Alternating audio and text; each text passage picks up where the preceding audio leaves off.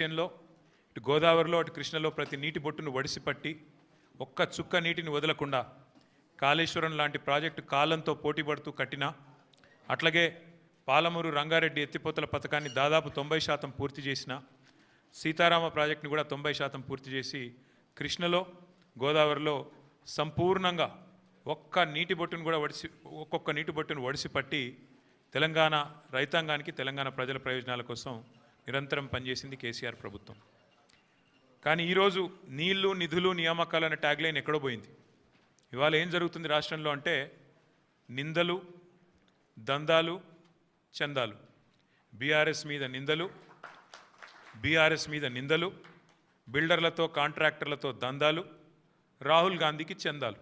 ఇది ఇవాళ ఈ కాంగ్రెస్ ప్రభుత్వం చేస్తున్న పని. సిగ్గు లేకుండా ఇవాళ నిస్సిగ్గుగా రాష్ట్ర ముఖ్యమంత్రి కానీ అదేవిధంగా భారతీయ జనతా పార్టీ కానీ నీళ్ల విషయంలో చేస్తున్న దుష్ప్రచారాన్ని తిప్పికొట్టడానికే ఈరోజు హరీష్ రావు గారు మీ అందరికీ వివరంగా సమాచారం ఇస్తారు. అందులో ముఖ్యంగా మిత్రులు నేను గమనించాలని కోరుతున్నది ఒకటే, మార్బీ అనే ఒక గుజరాత్లో ఒక ప్రాంతంలో ఒక పెద్ద బ్రిడ్జ్ కూలిపోయి 140 మంది చచ్చిపోయినా ఏ ఎన్డీఎస్ఏ బోదు, ఎవడు బోడు, ఏ ఏజెన్సీ బోదు, 140 మంది చావులకు ఫలానావాడు బాధ్యుడు అని ఒక బాధ్యతాయుతమైన ఏ ఏజెన్సీ మాట్లాడదు, కేంద్ర ప్రభుత్వం మాట్లాడదు, గుజరాత్ ప్రభుత్వం మాట్లాడదు. బీహార్లో 4 రోజులకు ఒకసారి ఒక్కొక్క బ్రిడ్జ్ కూలుతున్నా అడిగే నాతుడు లేడు.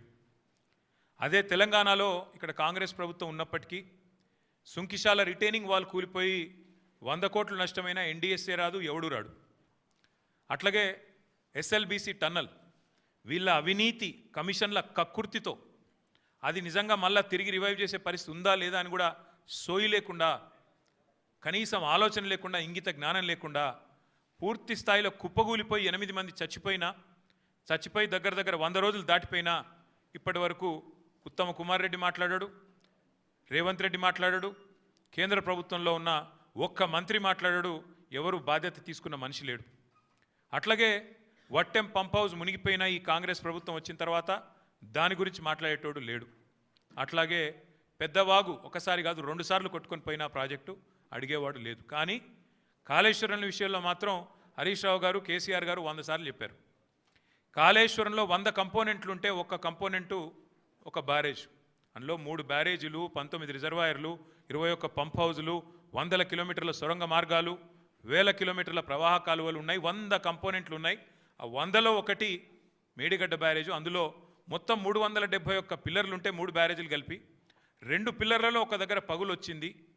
దాన్ని పట్టుకొని దున్నపోతూ ఈనింది అని కాంగ్రెస్ వాడంటే దుడ్డెను కట్టేయమని బీజేపీ వాడు 2 రోజుల్లో ఎన్డీఎస్ఏ రిపోర్ట్ అని వడ్డించి ఎన్డీఏ రిపోర్ట్ బీజేపీ ఆఫీస్లో తయారు చేసి ప్రజల్ని భ్రమింపజేసే ప్రయత్నం చేసినారు. దానికి తిరుగులేని విధంగా ఎల్ఎన్టీ అనే సంస్థ ఏ సంస్థనైతే పార్లమెంట్ భవనం కట్టిందో, ఏ సంస్థనైతే కాంగ్రెస్ పార్టీ కేంద్ర కార్యాలయం కట్టిందో ఆ సంస్థ మొన్ననే స్పష్టంగా చెప్పింది, ఈ నివేదికను మేము తిరస్కరిస్తున్నాం, ఎన్డీఎస్ఏ రిపోర్టు ఇది చెత్తబుట్టలో పడేయడానికి తప్ప ఎందుకు పనికిరాని రిపోర్ట్ అని చెప్పినారు. అట్లాగే ఆ సంస్థనే ఏ సంస్థనైతే నేను అడుగుతున్నా రేవంత్ రెడ్డిని, ఏ సంస్థనైతే మేడిగడ్డ బ్యారేజ్ కట్టిందో ఆ సంస్థ నిజంగానే పనికిరాందైతే మరి కాంగ్రెస్ పార్టీ కార్యాలయం కూడా ఆ సంస్థతో ఎందుకు కట్టించినావు నేను అడుగుతా ఉన్నా. కాంగ్రెస్ పార్టీ కార్యాలయం కూడా తెలంగాణకి వెళ్ళిపోయిన మూటలతోనే కట్టిరు, మీరు అందరికి తెలుసు అది. అందుకే మేము అనేది ఇవాళ వాస్తవాలు తెలియజెప్పడానికి, తెలంగాణలో జరుగుతున్న దుష్ప్రచారం 2 పార్టీలు ఒకటై కాంగ్రెస్ బీజేపీ కుమ్మక్కై ఇవాళ దున్నపోతు ఈనిందని ఒకడంటే దుడ్డెను కట్టేమని ఇంకోటి అన్నట్టుగా ఇద్దరు ఒకటై నీళ్ళిచ్చిన కేసీఆర్ మీద, నీళ్ళిచ్చి కన్నీళ్లు తుడిచిన కేసీఆర్ ప్రభుత్వం మీద అభాండాలేసే ప్రయత్నం ఏదైతే చేస్తున్నారో, కమిషన్ పేరిట ఏదైతే నాటకాలు ఆడుతున్నారో ఆ విషయంలో వాస్తవాలు బట్టబయలు చేయడానికే ఇవాళ హరీష్ రావు గారిని నేనే కోరినా. మీరు దయచేసి చెప్పాలి, మీరు ఎందుకంటే మీకున్న అనుభవం ఎవరికీ లేదు. కానీ ఇది ఈ పరంపరలో మొదటిది ఈరోజు ఈ మీటింగ్. నేను హరీష్ రావు గారిని కోరుతా ఉన్నా, ఇక్కడే కాదు, నేను మొన్ననే డాలస్లో తర్వాత లండన్లో చాలామంది ఎన్ఆర్ఐ మిత్రులను కలిసిన వాళ్ళందరూ అంటున్నారు, అన్న మాకు కూడా చెప్పండి వివరాలు, మాకు కూడా చెప్పండి విషయాలు, మాకు కూడా చెప్తే మేము కూడా సోషల్ మీడియాలో చెప్తామన్నా, ప్రచారం చేస్తాము.